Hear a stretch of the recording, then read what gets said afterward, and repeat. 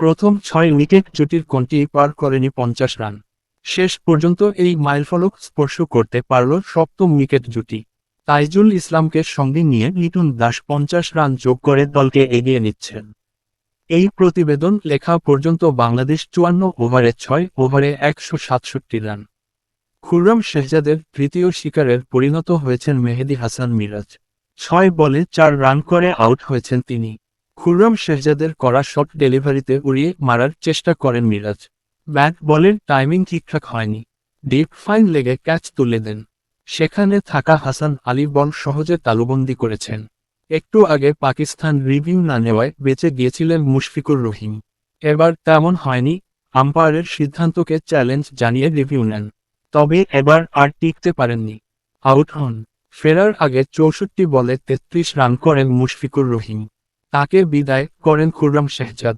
মধ্যাহ্ন বিরতির পর বাংলাদেশকে চাপে রেখেছে পাকিস্তান। উইকেটের পেছনে ক্যাচ দিয়ে ফিরেছেন বাংলাদেশ অধিনায়ক নাজমুল হোসেন শান্ত। মাত্র 29 রান করে আউট এই বাঁহাতি ব্যাটার। সিলেট টেস্টে গুরুত্বপূর্ণ মুহূর্তে বড় ভুল করল পাকিস্তান। সাজিদ খানের বলে স্পষ্ট সুযোগ পেয়েও রিভিউ নেয়নি সফরকারীরা, আর তাতে জীবন পান অভিজ্ঞ ব্যাটার মুশফিকুর রহিম। বাংলাদেশের ইনিংসের 30তম ওভারে সাজিদের ডেলিভারিতে ব্যাটের কানায় লেগে বল চলে যায় উইকেটকিপার মোহাম্মদ রিজওয়ানের গ্লাভসে। পাকিস্তানি খেলোয়াড়রা জোরালো আবেদন করলেও ফিল্ড আম্পায়ার আউট দেননি। এরপর রিজওয়ানসহ কয়েকজন খেলোয়াড় রিভিউ নেওয়ার আলোচনা করলেও শেষ পর্যন্ত সিদ্ধান্ত বদলায় পাকিস্তান। তাতেই স্বস্তির নিঃশ্বাস ফেলেন মুশফিক। তখন তার সংগ্রহ ছিল 18 রান। রিপ্লেতে অবশ্য ব্যাটে স্পর্শের ইঙ্গিতও মিলেছে, যা পাকিস্তানের আক্ষেপ আরও বাড়িয়েছে।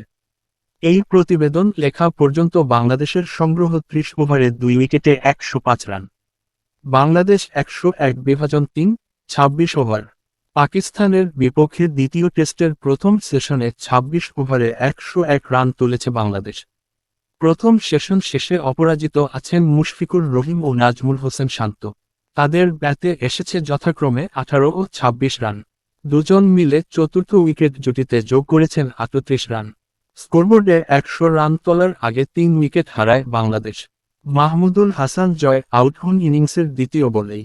থিতু হয়ে ফিরেছেন তানজিদ তামিম ও মমিনুল হক। পাকিস্তানের হয়ে 2 উইকেট নেন মুহাম্মদ আব্বাস। পাকিস্তানি পেসার খুররম শেহজাদের বলে বোল্ড হয়ে প্যাভিলিয়নে ফিরলেন মমিনুল হক। ফেরার আগে তার ব্যাটে এসেছে 41 বলে 22 রান। তার বিদায় বাংলাদেশ হারালো তৃতীয় উইকেট।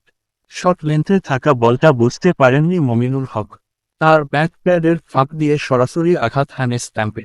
তাতে বোল্ড হয়ে তাকে ফিরতে হয়েছে। মুহাম্মদ আব্বাসের দ্বিতীয় শিকারে পরিণত হয়েছেন তানজিদ হাসান তামিম। ফেরার আগে তার ব্যাটে এসেছে 34 বলে 26 রান। অফ স্ট্যাম্পের বাইরে খানিকটা বাউন্সি লেন্থে আসা বলটা মিড অফের উপর দিয়ে উড়িয়ে মারতে চেয়েছিলেন তানজিদ। এমন বলে মিড অফের উপর দিয়ে হাঁকালে থাকে আউট হওয়ার সম্ভাবনা। সেই শটটা খেলেই আউট হয়েছেন তানজিদ তামিম। ব্যাটের কোনায় লেগে বোলার মুহাম্মদ আব্বাসের হাতেই ক্যাচ তুলে দেন। সিলেট থেকে আপডেট জানিয়েছেন এম কায়সার। ম্যাচের 8ম ওভারে এই দুর্ঘটনা ঘটে। হাসান আলী তার প্রথম ওভারে 5ম বলে ফলশ্রুতে ক্যাচ ধরতে গিয়ে তাল সামাল দিতে না পেরে মাটিতে পড়ে যান। ব্যাটার ছিলেন তানজিদ হাসান। প্রথমে মনে হচ্ছিল কাঁধে টান পড়েছে হাসান আলীর, কিন্তু তিনি মাটি থেকে উঠে দাঁড়াতে পারছিলেন না। মাথা ধরে বসেছিলেন। পরে স্ট্রেচারে শুয়ে তাকে মাঠ ছাড়তে হয়েছে। ওভারের শেষ বল করেছেন সালমান আলী আগা। এটা কনকাশন সাপ হবে কি না তা এখনও জানা যায়নি। সাধারণত বিকেল বা সন্ধ্যায় স্টেডিয়ামে খেলা চলাকালে ফ্লাডলাইট জ্বলে, কিন্তু সিলেট টেস্টে সকাল সকালই ফ্লাডলাইটের আলো জ্বলল। ঘড়ি কাটা তখন সকাল 10টা 27 মিনিট। খেলা চলছে 5ম ওভারের। মেঘলা আকাশের কারণে চারধার অন্ধকার হয়ে যাওয়ায় ফ্লাডলাইট জ্বালিয়ে দেওয়া হয়। সিলেট টেস্টের দ্বিতীয় বলে বাংলাদেশ হারিয়েছে ওপেনার মাহমুদুল হাসান জয়ের উইকেট। 6 ওভারে বাংলাদেশের স্কোর দাঁড়ায় 1 উইকেটে 29 রান। মুহাম্মদ আব্বাসের বলে উইকেটের পেছনে ক্যাচ দিয়ে ফিরেছেন মাহমুদুল হাসান জয়। এর আগে প্রথম বলেই তার বিরুদ্ধে লেগ বিফোরের আবেদন করেন। তবে আম্পায়ার সেই আবেদনে সাড়া না দেওয়ায় বেঁচে যান তিনি। পরের বলেই তাকে ফেরান মুহাম্মদ আব্বাস। ঢাকা টেস্টেও খুব একটা ভালো করতে পারেননি। 2 ইনিংসে যথাক্রমে 8 ও 5 রান করেন তিনি। সিলেটে সিরিজের দ্বিতীয় টেস্টে পাকিস্তানের মুখোমুখি হয়েছে বাংলাদেশ। এই ম্যাচে টস হেরে আগে ব্যাট করবে বাংলাদেশ।